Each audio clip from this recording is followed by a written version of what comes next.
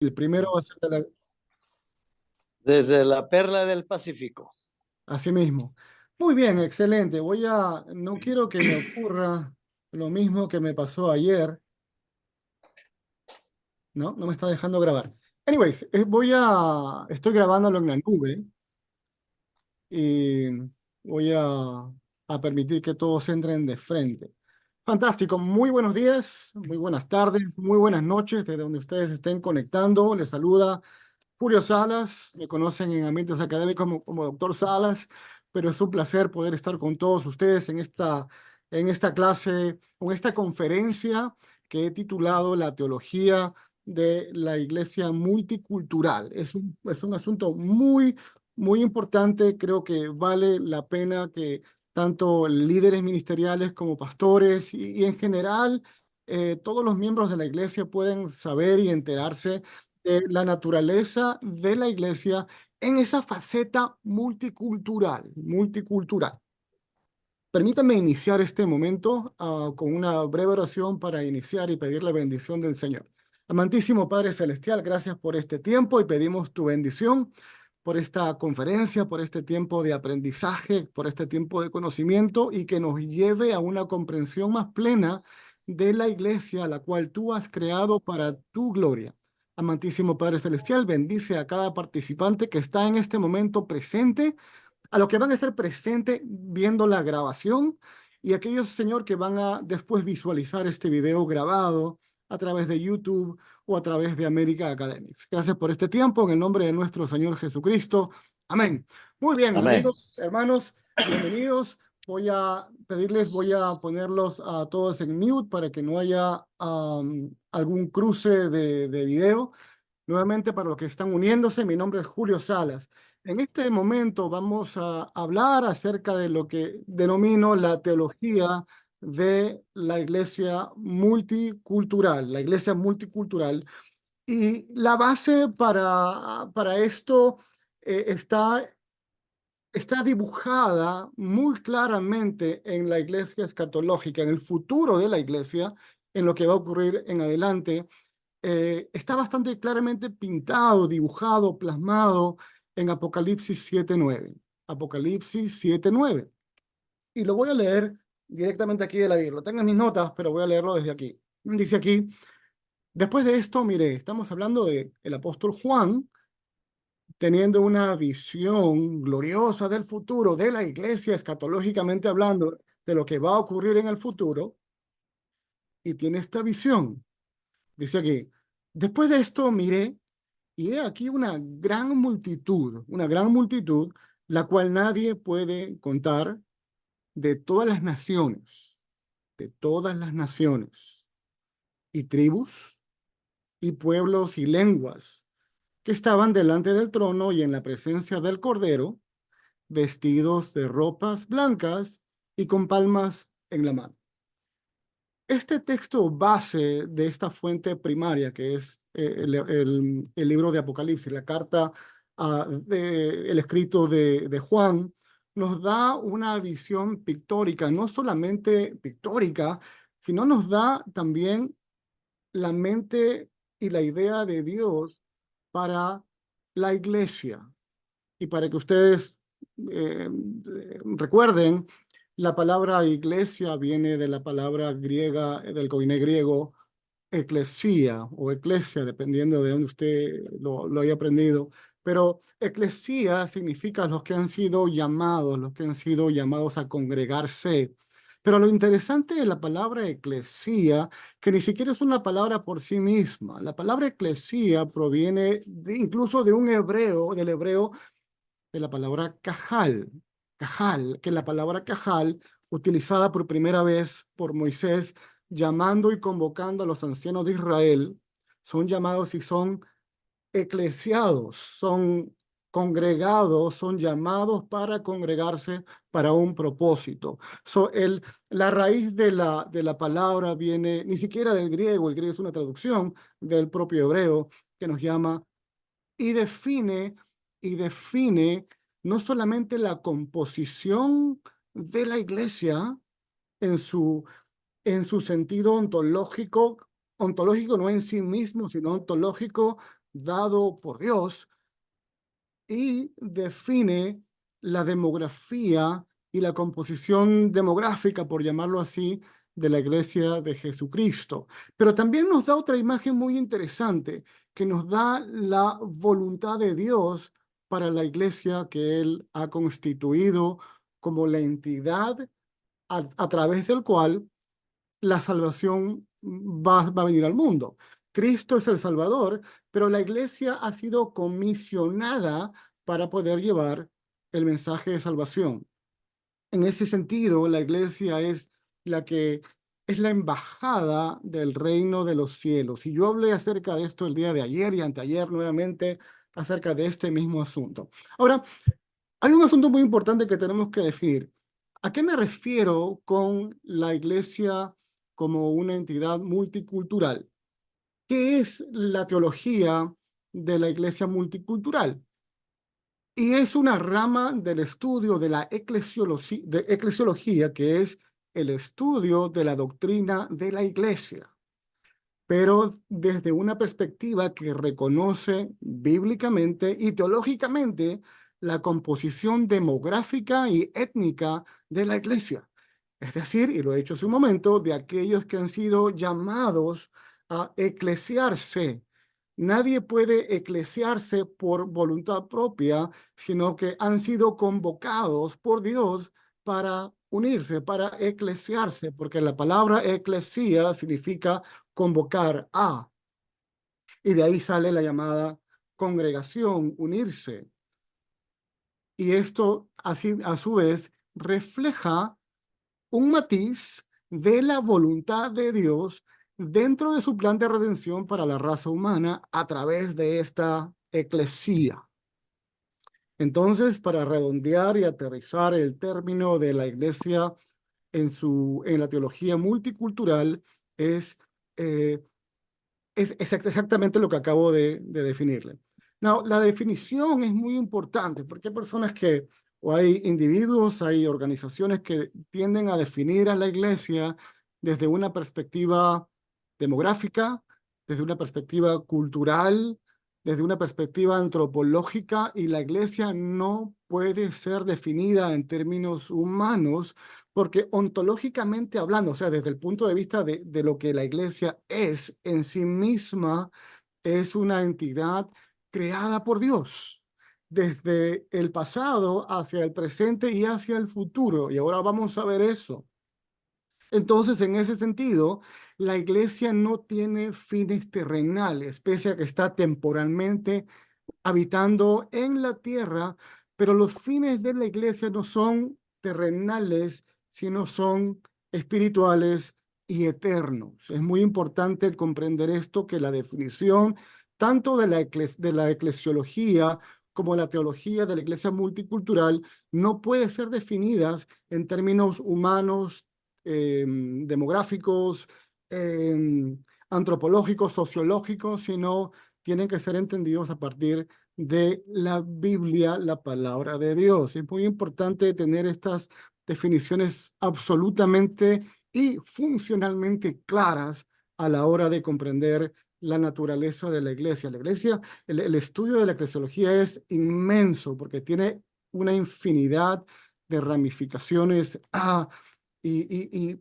matices que uno va entendiendo conforme, y no solamente va descubriendo a la iglesia como esta entidad creada por Dios, sino también uno va comprendiendo la propia mente de Dios y la idea de Dios para este conglomerado que Él ha llamado para sí mismo, para adorarle. Eso es importante. Otro asunto que vale la pena recordar, eh, permítame ver mis notas acá. Importantísimo, y es en cuanto a a la definición de iglesia, que por necesidad bíblica y teológica tiene que ser definida por la Biblia. Muy importante, la Biblia, la palabra de Dios, produce su propia teología. Y quiero aclarar rapidísimo este asunto, porque la Biblia no es que nos haya caído del cielo. No, a mis estudiantes les digo, no, la Biblia no es que nos cayó del cielo como un libro hecho. Dios interactuó en la realidad humana utilizando personas escogidas por él mismo, la revelación especial, para poder revelarse a la humanidad. Y es así que tenemos los registros de Dios a través de estos hombres escogidos por él. Y es en ese sentido ontológico de la escritura que podemos confiar en ella y podemos entender que Dios se ha revelado a través de ella, y es a través de ella que podemos definir la propia naturaleza de la iglesia y la naturaleza de la iglesia en su composición etnodemográfica, por llamarlo y definirlo de alguna manera. Tres puntos que quiero y considero muy importantes en este momento, que tenemos que tenerlos muy clara. Es acerca de las escrituras, que la palabra de Dios es primeramente sin errante. La palabra de Dios no contiene errores, no contiene errores. Y con esto no me estoy refiriendo a una coma, a un acento, me estoy refiriendo a que no contiene errores en su comunicar, en su escritura. También la palabra de Dios es infalible, que no falla, que todo lo que dice la palabra de Dios se va a cumplir. Y tercero, la palabra de Dios es suficiente. La suficiencia o la doctrina de la suficiencia de las escrituras es sumamente vital, que tenga que ser comprendida de una manera funcional. Hoy en día hay iglesias y personas muy honestas y muy genuinas que en papel van a afirmar todas estas cosas. La palabra de Dios, sí, sí, todo es sí, pero lamentablemente a la hora de la práctica, de la praxis del ministerio, van a perseguir o van a seguir sus convicciones teológicas profundas. Y eso es muy importante definir, que lo que nosotros profesemos teológicamente tenga un encaje perfecto en la práctica ministerial. El ministerio indefectiblemente sigue la teología de esta persona, de este ministro o de este pastor o de este hermano o hermana que está en la iglesia. Es por eso que es tan importante que nuestra teología sea una teología funcional, no únicamente del libro de texto, no únicamente de papel o de confesión de fe, porque el papel solo aguanta todo. Sin embargo, la teología tiene que ser indefectiblemente funcional para que la práctica, para que pase de la teología o de la teoría o del aprendizaje de texto y pase a la práctica funcional. Y nuevamente, hay muchas congregaciones, hay demasiadas congregaciones que en la práctica, pese a profesar una doctrina apropiada, una doctrina sana, en la práctica es otra historia. Es muy importante tener eso en mente. Otro asunto que quiero compartir, y lo mencioné anteriormente, es acerca que Dios nos ha presentado en esta oportunidad, en estos tiempos, en esta temporada de la historia de la humanidad, una oportunidad única a la Iglesia de Cristo para poder capitalizar ministerialmente. Ahora, quiero aclarar la palabra capitalizar ministerialmente, y no me estoy refiriendo en absoluto a dinero. Me estoy refiriendo a la capitalización ministerial en la cual la iglesia, Dios le ha confiado a la iglesia movimientos migratorios, movimientos demográficos de personas que van de un país y emigran a otro. Y esa es la oportunidad ministerial de la iglesia, de poder llevar el evangelio a esas personas que están siendo desplazadas por asuntos políticos, económicos, y diversidad de motivos y razones. Y la iglesia tiene esta gran oportunidad de poder, como yo le llamo de una manera pictórica, capitalizar ministerialmente, evangelizar a estas personas o discipular a estas personas o acoger a estos creyentes que también son desplazados de sus países naturales y vengan a un país de acogida. Por ejemplo, en Latinoamérica, la gran mayoría de países de Latinoamérica ha acogido a muchas personas de otros países. Siempre ha ocurrido eso. Por ejemplo, en el Perú, yo soy peruano de nacimiento. En el Perú han ocurrido migraciones desde hace mucho tiempo, migraciones chinas, migraciones alemanas, francesas, japonesas, etcétera. Sin embargo, la oportunidad de hoy es que hay la propia tecnología de transporte y la propia tecnología en general, hasta la informática que estamos en este momento aprovechando para poder entrenarnos y ocuparnos en el estudio, nos permite capacidades que no eran posibles antes. Por eso que el avance tecnológico, tanto en el transporte como en las comunicaciones, permiten esta oportunidad de interacción, ahora entro en la parte multicultural, de interacción multicultural. Ahora, en- eh, entendiendo la mente de Dios, tanto en Apocalipsis 7:9, que nos muestra una visión escatológica, escatos, el futuro, lo que va a ocurrir en el futuro. Dios nos da una visión de su voluntad para la iglesia en el futuro, pero también la voluntad de Dios se ve reflejada desde el pasado. La voluntad de Dios no cambia. Es muy importante porque aquí vemos claramente la inmutabilidad de Dios en su voluntad. Estamos tocando algo de teología sistemática en un sentido práctico, porque ciertamente un estudio de Dios incluye por necesidad la inmutabilidad de Dios, que Dios no cambia. Dios es exactamente el mismo ayer, hoy y siempre, y las promesas de Dios son las mismas de lo que Él ha ordenado. Y su voluntad y su posición en cuanto al pecado, por ejemplo, son exactamente las mismas, tanto en la época de Adán, en la época del Antiguo y del Nuevo Testamento, y en nuestros tiempos y en el futuro de igual manera. Entonces, vemos la primera, por lo menos que yo identifico, la primera promesa multicultural en Génesis 22:18, en la promesa de Dios a Abraham. En el contexto de este pasaje, Abraham pasa la gran prueba de ofrecer a su hijo Isaac. Dios detiene ese sacrificio porque Dios ve que Abraham fue obediente y no le negó su hijo, y luego le da esta promesa en la cual usted y yo estamos también incluidos. Mira lo que dice Génesis 22:18. En tu simiente, se lo dice a Abraham, serán benditas todas las naciones de la tierra, por cuanto obedeciste a mi voz. La obediencia, muy importante, pero a través de la obediencia de este hombre, Abraham, serán benditas todas las naciones. Él todavía no era una nación, en este momento él era únicamente su familia.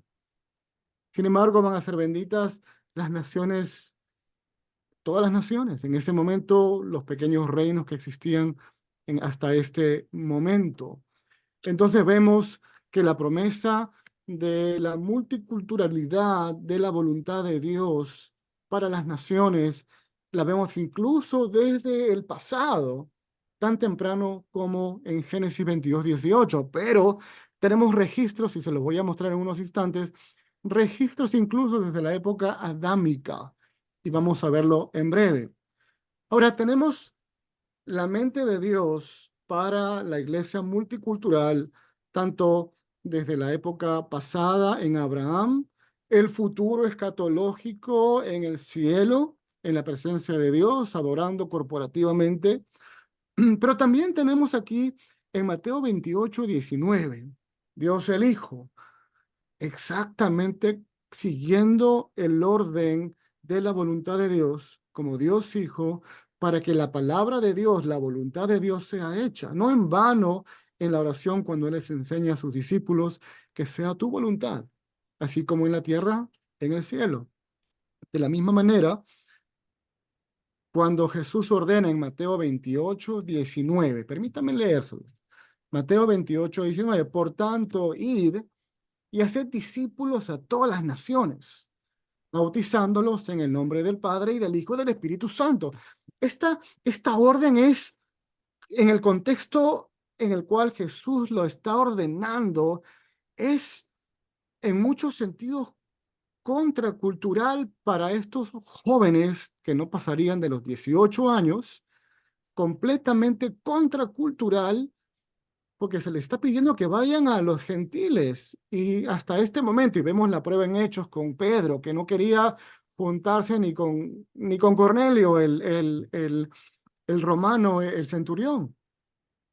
En este contexto que se le da esta orden a los discípulos, es una orden completamente impopular que Jesús le da a sus discípulos, si nos ponemos en el contexto apropiado.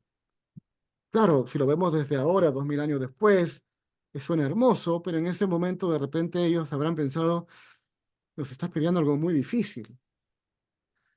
Incluso luego y después del Pentecostés, a Pedro le resulta difícil juntarse con un no judío. Incluso después tuvo que ser confrontado por el propio Pablo cara a cara cuando se reunía tanto con unos como los otros y como que no había todavía aprendido muy bien la lección. Entonces tenemos la voluntad de Dios tanto en la promesa de Abraham, en la iglesia, en lo que sería en el futuro, para Abraham sería escatológico en el futuro, la iglesia multicultural. Abraham, estamos hablando de que para él sería el futuro. Nosotros somos el futuro de lo que vio Abraham hoy, pero el futuro que vemos en Apocalipsis 7:9 es algo ya en el cielo, la escatología absoluta, en la presencia de Dios. Entonces, el mandato de Cristo es que la iglesia, a partir de los discípulos y por asociación, todos los creyentes vayamos y llevemos el evangelio y discipulemos hasta lo último de la tierra.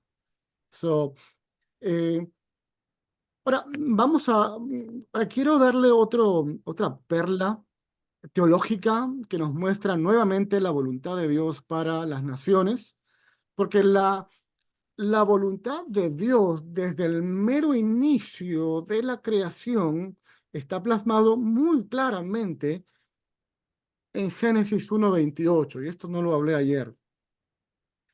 La orden que se le da a la humanidad en Génesis 1:28, y quiero acotar que la humanidad en ese momento estaba compuesta únicamente por dos personas. Esa era la humanidad, dos personas. Y se le da una orden específica a Adán y a Eva. Escuchen lo que dice en Génesis 1:28. Sed fecundos, reproduzcanse, y multiplicaos. Sed fecundos y multiplicaos. Tengan muchos hijos. Pero aquí está la orden. Y llenad la tierra. Llenad el globo terráqueo. Ellos de repente no se imaginaban el tamaño del planeta, ni tampoco la envergadura de la orden de Dios, pero en efecto la voluntad de Dios se ve claramente plasmada, entendiendo de que Dios es el creador de la tierra y Dios sabe lo que ha creado, indudablemente les está dando una tarea dantesca que ellos van a cumplir obedeciendo a Dios dentro de las capacidades que se les ha dado y llenar la tierra. Hasta aquí tenemos la voluntad de Dios de poblar la tierra por completo y obviamente debido a las capacidades que dio o nos da a cada persona, tanto capacidades técnicas o capacidades de ocupacionales que cada persona tiene, ya desde allí podemos ver patrones de conducta, patrones de comportamiento que eventualmente van a convertirse en lo que llamamos cultura, lo que llamamos cultura. Les voy a mostrar o les voy a decir los inicios de las primeras culturas en la época eh, de Génesis, entre Adán y la cultura antediluviana. Por ejemplo, en Génesis 1:28, perdón, en Génesis, la familia adámica nos da luces de un estilo de vida y la formación de la primera cultura. Por ejemplo, cuando vemos que se reunía la familia adámica, Adán, Eva, los hijos y los hijos de los hijos corporativamente a adorar, vamos a ver que ya desde ese momento, cuando lo vemos de una perspectiva de repente no teológica, pero más desde un lente más humano, vamos a darnos cuenta que comienzan a desarrollar usos y costumbres de ellos, costumbres de adoración, costumbres de relaciones, y también vamos a ver las primeras discrepancias entre dos hermanos que claramente no se llevan bien. Ciertamente la narrativa de Génesis nos ofrece algo bastante claro y contundente de lo que ocurrió, pero podemos inferir bastante acertadamente de que no hay una buena relación entre estos hermanos, por lo menos desde la parte de Caín. Y luego que Caín mata a su hermano Abel, si alguien tiene Génesis 4:20, lo voy a leer aquí, Génesis 4:20, miren lo que ocurre en las primeras culturas que aparecen en Génesis. Génesis 4:20 dice lo siguiente.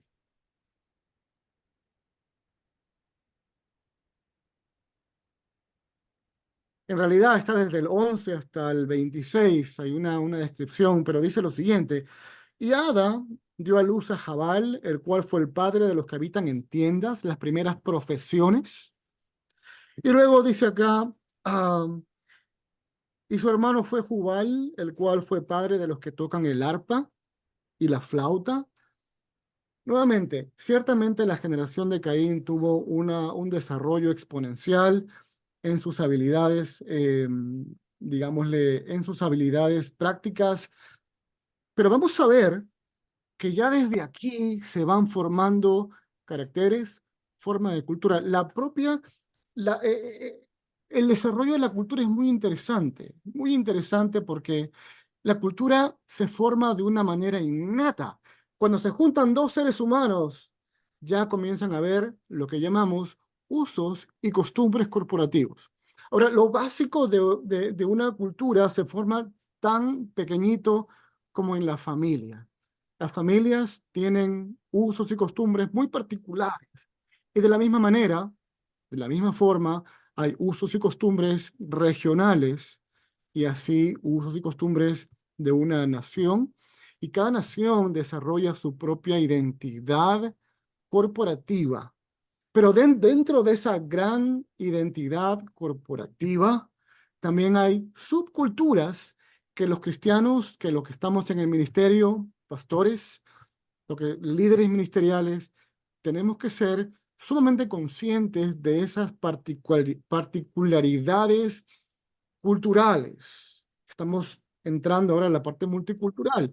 Muchas personas pueden llamarse peruanos, argentinos, chilenos, americanos, de cualquier parte, mexicanos, pero lo cierto es que cada cultura nacional tiene subculturas. Les doy un caso muy típico, particularmente en el Perú. En el Perú, por ejemplo, hay tres regiones geográficas muy marcadas. Tenemos la costa, tenemos la sierra, la cordillera de los Andes, y también tienen la selva, todo lo que es la jungla, que está conectada con Brasil. Las tres regiones geográficas, en este caso del Perú, se llaman peruanos, pero el que vive en la selva tiene una cultura distinta, distintiva de la cultura en la costa, simplemente por el contexto geográfico que hay, los propios usos y costumbres van creando culturas muy particulares que eventualmente la iglesia va a recibir. Ahora, quiero decirles que el aspecto multicultural de la iglesia, muy por el contrario, que hay personas que le tienen un poco de miedo, ¿no? Pero que estamos acostumbrados a otra cosa, muy por el contrario, va a enriquecer nuestra interacción como iglesia. Latinoamérica en particular, Latinoamérica en particular no ha tenido tanta inmigración externa como lo ha tenido Estados Unidos o Europa. Sin embargo, en los últimos tiempos, con la inmigración venezolana, por darles un ejemplo, nos hemos enriquecido culturalmente, particularmente de las personas que han venido de Venezuela. Indudablemente con todos los retos que esto envuelve, porque no todos los que emigran son creyentes. Y ciertamente las iglesias, según tengo entendido, en el Perú y aquí en Estados Unidos también se han beneficiado grandemente con hermanos y hermanas venezolanos y venezolanas que han traído sus capacidades ministeriales de sus países y conozco hermanos aquí en los Estados Unidos que grandes músicos, grandes predicadores, que Dios los ha movido. Otra cosa muy importante, Dios causa los movimientos inmigratorios. Y tenemos uno muy en particular en el Nuevo Testamento después del asesinato legal de Esteban, del diácono Esteban. ¿Qué ocurre aquí luego que Esteban es muerto? Hay una gran persecución. Y adivinen a dónde van en su primer escape de Judea. Se van al lugar menos esperado. Se van a Samaria. El primer punto, vamos a Samaria. Ustedes se preguntarán, ¿por qué Samaria? Si es que no se llevan bien. Y yo les voy a dar la respuesta. Jesús, en Juan 4, tiene un encuentro glorioso con la mujer samaritana. Lean Juan 4. Jesús rompe los prejuicios sociales que dividían a los judíos de los samaritanos, rompe ese patrón histórico de desprecio de los judíos a los samaritanos, tendiendo un puente multicultural hacia los samaritanos. By the way, a propósito, a mí me gusta utilizar la palabra cross-cultural debido, pese a que significa en inglés de igual forma multicultural, debido a que la palabra cross-cultural nos pinta, nos dibuja un cruce de culturas, pero tanto como esa imagen pictórica, también nos ofrece otra imagen muy importante que a mí me encanta, que es cruzar como un puente. Y la iglesia está llamada a crear puentes culturales, puentes multiculturales para acercarse a las personas que no conocen al Señor. Si Cristo lo hizo en Juan 4 con la mujer samaritana, en una cultura hasta este momento relativamente hostil, que no se podían ver la cara. Los judíos tenían que cruzar y bordear Samaria para poder llegar al norte, a Galilea. Jesús rompe todos los esquemas y los prejuicios locales, históricos, sociales, políticos, religiosos, para poder llegar a esta mujer. Pero lo importante es que entendiendo la divinidad de Cristo, estamos hablando de un pedacito de cristología, entendiendo su divinidad como Dios Hijo, Él ve lo que va a ocurrir y la persecución que va a ocurrir después en el futuro. Jesús tiende este puente, llega a esta mujer y la mujer llega a otros que vienen y vienen a conocer a Cristo.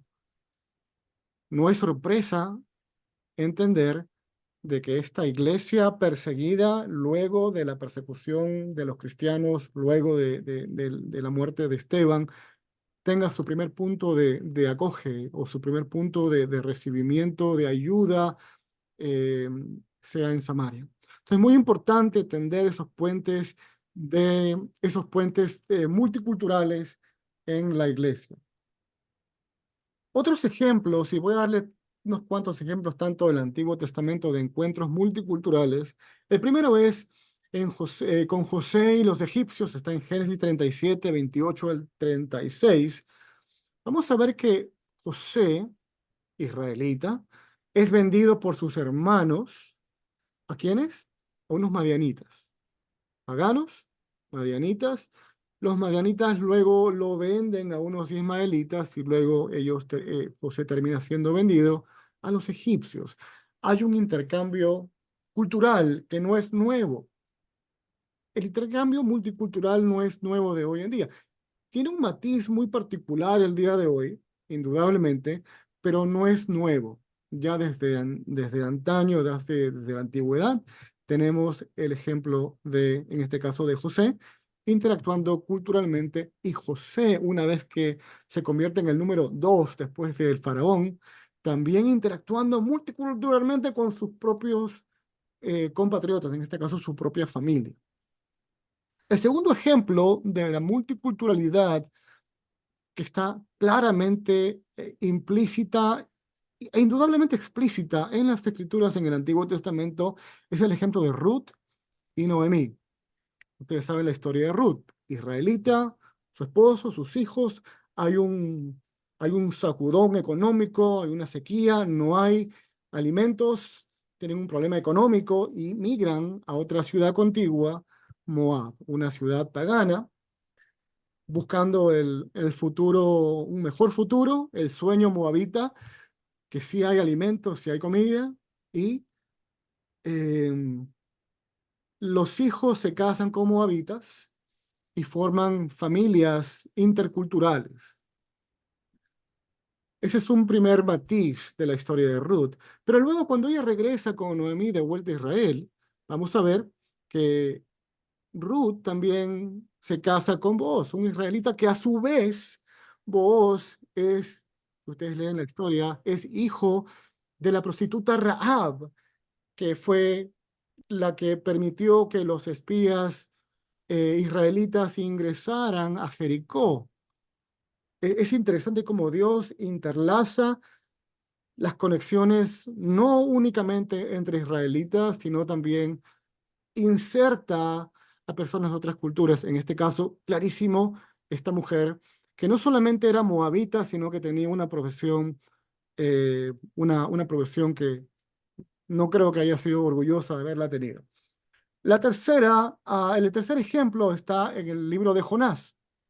El libro de Jonás nos muestra una figura de Jonás a la cual Dios le da una orden. Jonás, vete a Nínive, pregona contra ella porque su maldad ha subido en contra mí.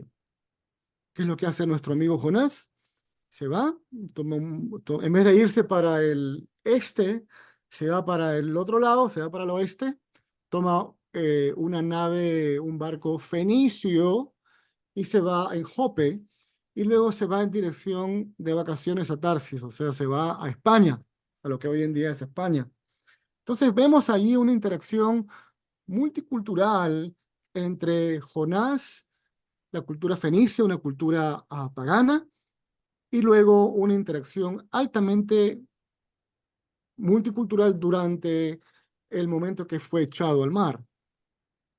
Nuevamente, no solamente multicultural, sino multireligiosa. Y hay un clash, hay un encuentro de cosmovisiones allí en ese navío fenicio.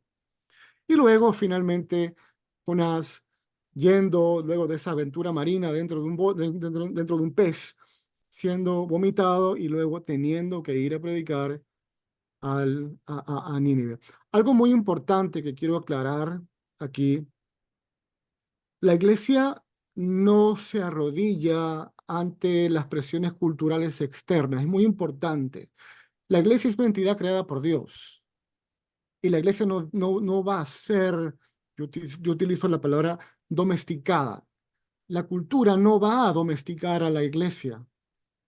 Ciertamente es razonable aceptar o recibir, perdón, a personas de diferentes contextos étnico-culturales en sus culturas de vida cotidiana, sus alimentos, cosas que no chocan con la voluntad de Dios. Pero cuando la cultura está opuesta a la voluntad de Dios, indudablemente la iglesia está llamada a obedecer a Dios y no ser domesticada a la cultura. Y es el problema de muchas iglesias el día de hoy, que lamentablemente pequeños cambios, microcambios, producen cambios a largo plazo fatales realmente, y ellos poco a poco van aceptando usos y costumbres de la calle. Hay un famoso comediante por allí, que no voy a decir su nombre, que dice serse cristiano y tiene una gran influencia, tiene millones de seguidores, no sé si 20 millones de seguidores, se llama cristiano. pero lo que él funcionalmente está predicando es un cristianismo completamente secularizado. Y es importante comprender y tener clarísimo, la iglesia no ha sido llamada para fines terrenales. Ciertamente vivimos y habitamos y somos peregrinos temporales en este contexto terrenal, pero el llamado de la iglesia no es terrenal. El llamado de la iglesia es eterno y es espiritual en su sentido ontológico. Y quiero repetir la palabra que suena, es muy filosófica. La palabra ontología significa en su sentido, en su ser, en su composición de ser. Muy bien, continuamos. En el Nuevo Testamento también tenemos el ejemplo de Pablo en Atenas, en Hechos 17, 16 al 34, un choque frontal de culturas. Culturas, un choque frontal de cosmovisiones religiosas. Vamos a ver que Pablo va a Atenas a encontrarse con otros creyentes que se van a encontrar en Atenas para continuar otro viaje. Y en esto él camina y ve una estatua al Dios desconocido. Y él utiliza ese punto de entrada para poder predicar a Cristo.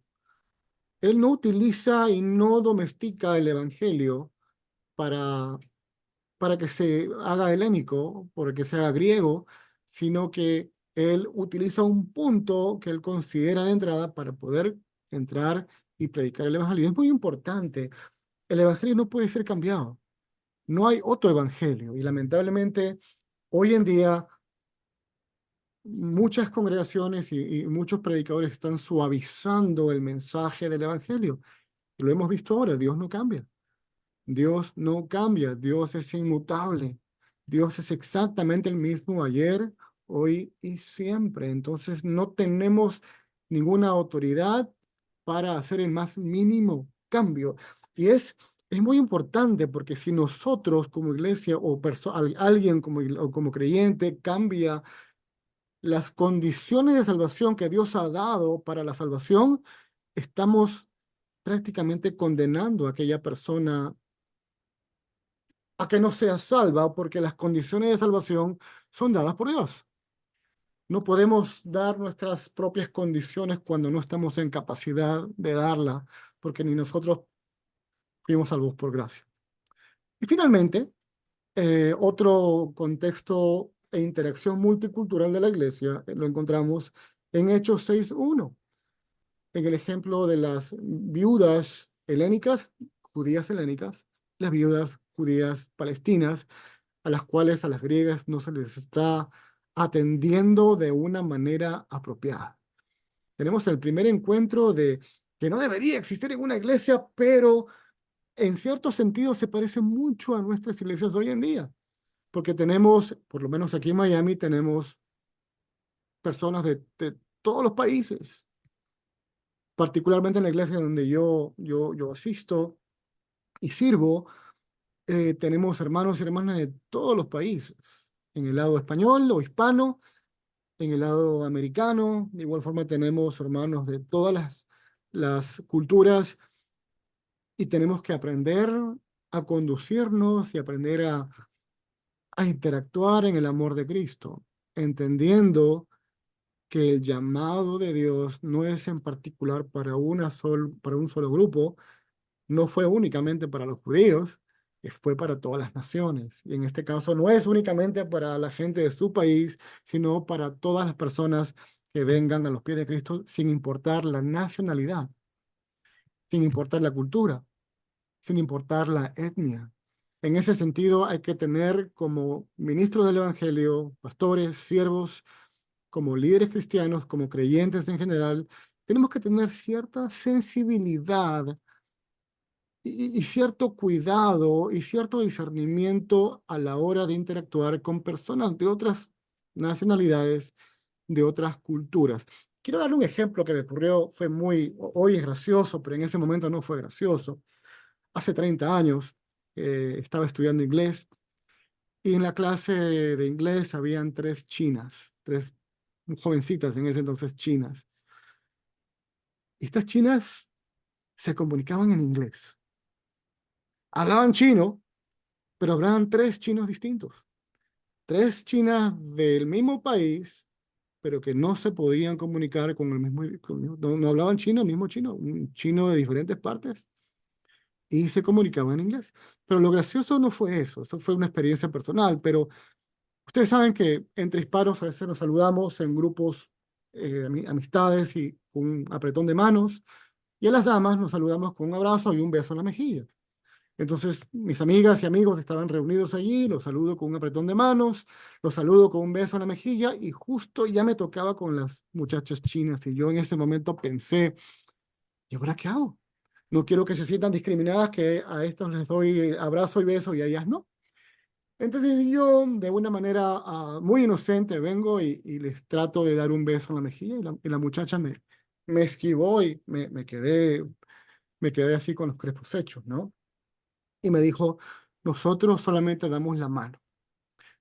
Nuevamente hay perspectivas culturales y que a veces tiene que aprenderla uno de una manera muy particulares. Hace años conocí a una familia china y esta familia china tenía por costumbre durante el almuerzo, así como cuando uno se sienta a almorzar y conversa y se ríe y conversa con su familia y tiene un momento agradable, pero la costumbre de estos chinos, una familia china, era, y su manera de tener compañerismo entre ellos en familia era de resolver problemas matemáticos. Me quedé, wow, dije, nunca he visto en mi vida algo así, con razón los chinos son tan inteligentes. Pero, y se reían y disfrutaban, me hacían preguntas a mí de matemáticas y yo estaba, estaba en otra cosa.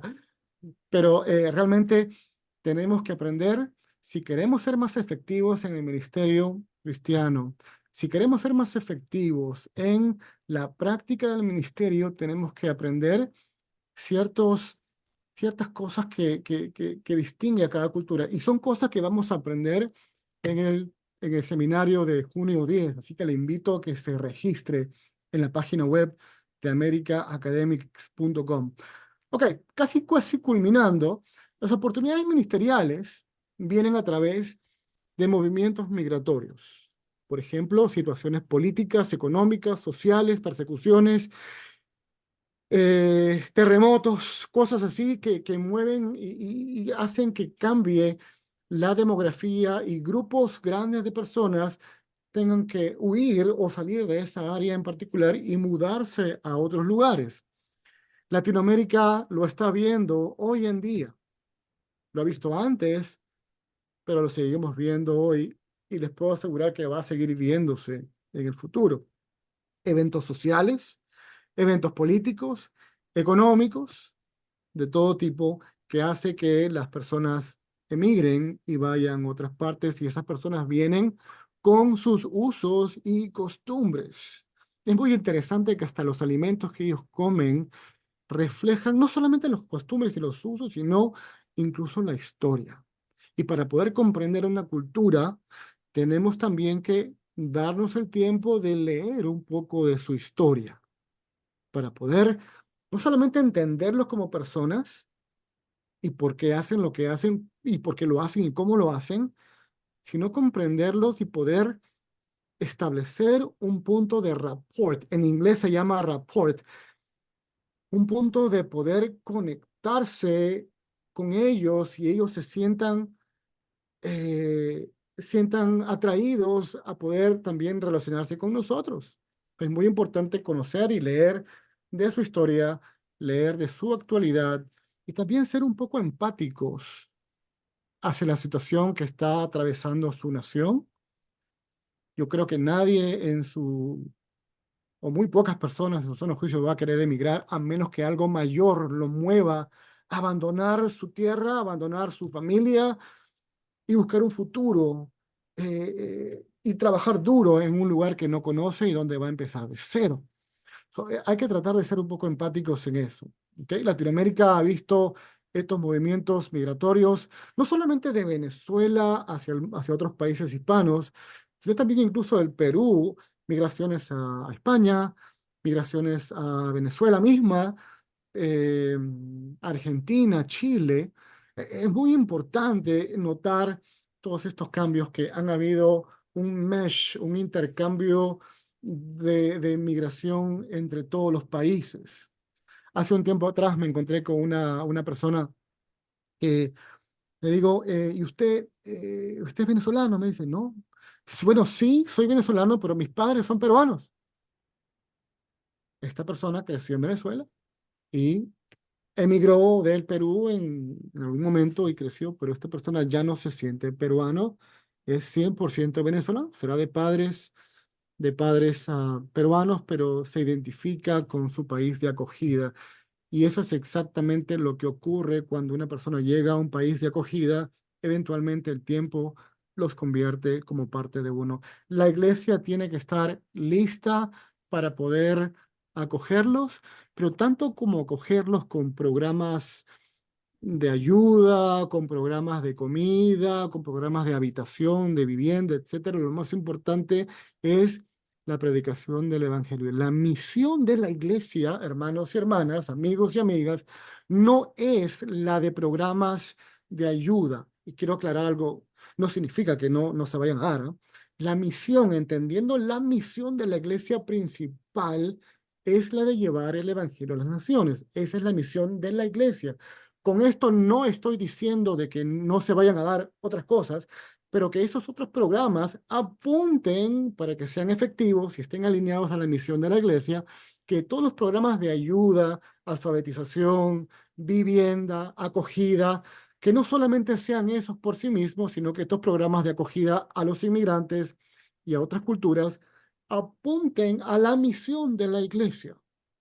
Y les quiero decir que la misión de la iglesia, más allá de la salvación de los que Dios ha llamado a ser salvos, es la figura grande, y lo dije ayer, y de repente para quien nos escuche le va a sonar algo muy raro, pero no es raro, es que la misión de Dios, o la misión, o lo que el motivo de nuestra salvación ni siquiera es por nosotros. Ciertamente somos salvos, indudablemente que sí, es por la voluntad de Dios, pero la misión o la figura grande es la gloria de Dios. Hemos sido salvos no para nosotros, hemos sido salvados por Dios, por Cristo, a través de Cristo, para que demos gloria a Dios. Es muy importante. Para Dios lo más importante es Dios, quiere decir sí mismo. Todo circula alrededor de la gloria de Dios. Y es así que para Dios mismo es el más importante, quiere decir sí mismo, en sí mismo. Entonces, es muy importante comprender que la misión de la iglesia, si la limitamos únicamente a programas de ayuda por ayudar, son programas cojos. Sin embargo, los programas de ayuda a las personas de otras nacionalidades, cualquiera que ésta sea, tiene que ser orientada y alineada a la misión de la iglesia, la cual a su vez está alineada a la misión de Dios, la cual es la gloria de Dios. Finalmente, el aspecto cultural eh, no es único en las Américas. En Estados Unidos tenemos también mucha diversidad cultural, tanto local entre la población americana, como también de afuera, de inmigración. Por ejemplo, el estadounidense promedio de Nueva York es distintivo al estadounidense por ejemplo, de Idaho. Son americanos, pero el propio contexto e historia de cada parte geográfica los lleva a tener usos y costumbres muy distintos.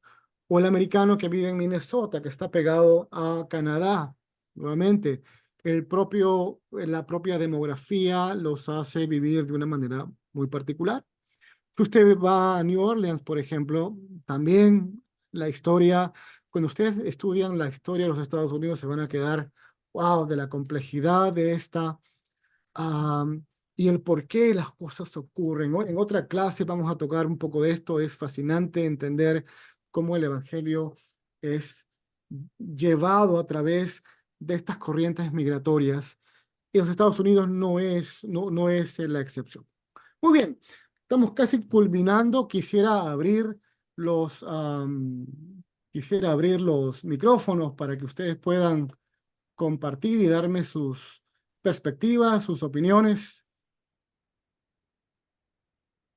Adelante.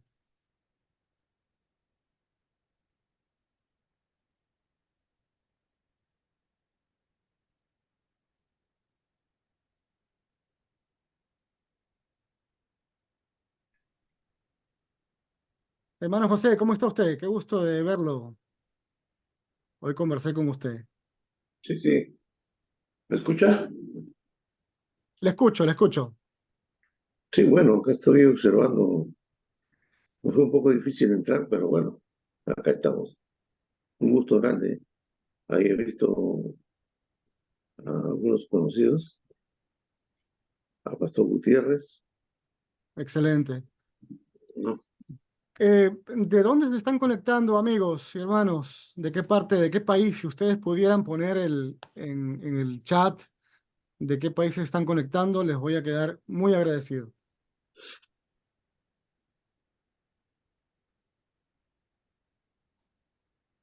Maracaibo, excelente. Venezuela. En el primer taller que dicté de este seminario, llegaron muchísimos hermanos de Venezuela. ¡Wow! Me quedé impresionado de la cantidad de hermanos. Bolivia, Clever, ¿cómo estás, hermano? Maracaibo, Miranda, Venezuela, excelente. Del Perú, hay un hermano que está del Perú. Chile, excelente, excelente.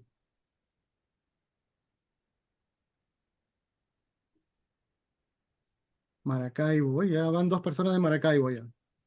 Miami, Miami. Miami. Bueno, peruano, pero viviendo en Miami. Excelente, Jacqueline de Lima, Perú, bienvenida.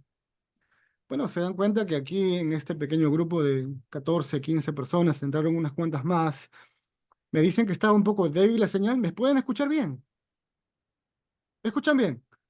Porque hay alguien que trató de Sí, entrar, yo te pero escucho parece... bien. Te escucho Ajá, bien. alguien... Perfecto, me escuchan bien. Ah, fantástico. De repente esta persona tuvo algún percance técnico. Bueno, culminando, algún comentario, alguna perspectiva que ustedes quieran ofrecer acerca de lo que hemos expuesto en esta noche.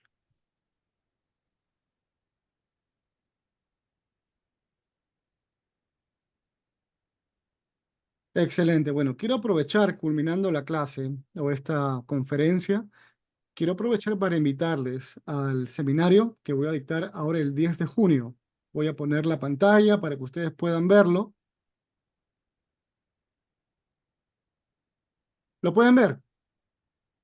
Bueno, este es el seminario de liderazgo ministerial multicultural.